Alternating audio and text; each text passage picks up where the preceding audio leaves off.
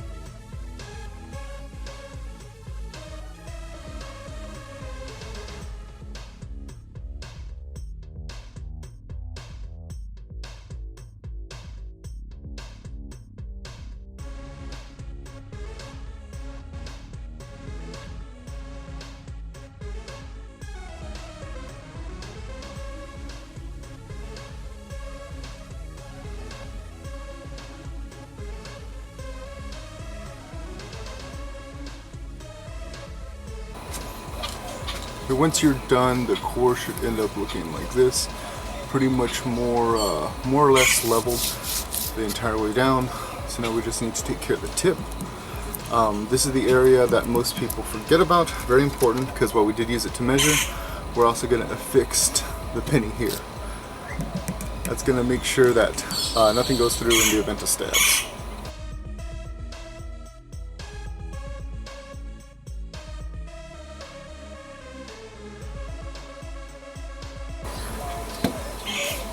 Properly affixed kind of like this. Now what I'll do, this is an optional step, is I wrap the entire grip here with cloth tape. So I'll go ahead and show that right now.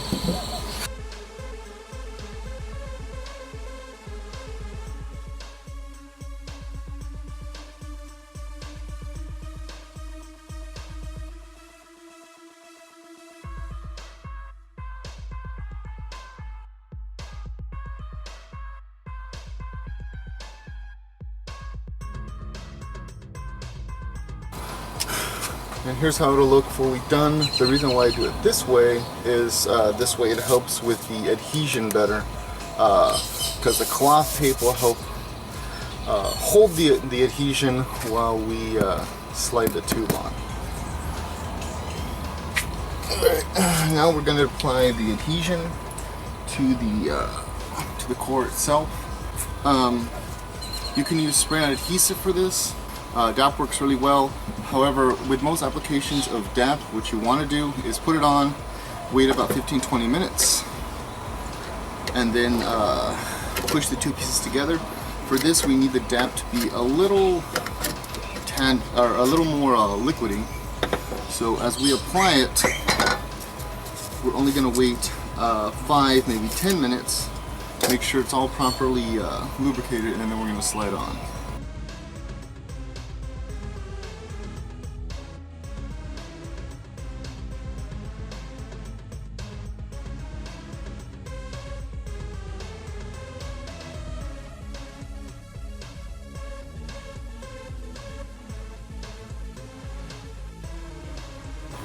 We especially want to get some around the tip, because that is where the initial insert point is going to be. This is ready to go. However, what I like to do on the tip that is going to go in first, sometimes I'll get a little bit and I'll kind of just lube up the entrance with the DAP, just to make things run a little smoother. Once it's in, slide it up, slide it in place, and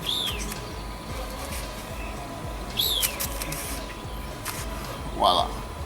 It should look like that. You should have about ½ an inch, no more than an inch, once it's properly inserted.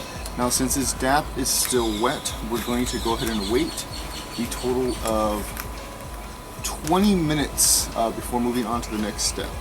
This will make sure the DAP is given enough time to properly dry and adhere. What I will also recommend is, since we did it this way, which isn't recommended, but I'm kind of more advanced at this, I recommend putting this in an area where it will get a lot of sun. The sun is very crucial for the drying process, for making the DAP dappy, as it were. So we're going to go ahead and put this to adhere, and I'll be right back. Alright, pretty much once you get to this point, you can finish off the sword as normal. I went ahead and I wrapped the bottom just the same way we did the top, however only using less of the extra foam piece. And make sure, in regards to your stabbing point, you give it some foam in there, 2 layers of camp pad for a stabbing tip, and then the back, however you want to do it. If you want to do a stress ball pommel, if you want to do any other type of pommel, as long as it's 2 inches, you'll be good. And this is it, basically, how to make a ultralight weapon. Those are my personal preferences. I like golf shafts as opposed to PVC because they're quicker, and as opposed to fiberglass because fiberglass can be almost too quick for me. my sword technique goes all over the place. So I just want to go ahead and show this, and if you have any questions, feel free to ask. And this is Lord Revan, signing off.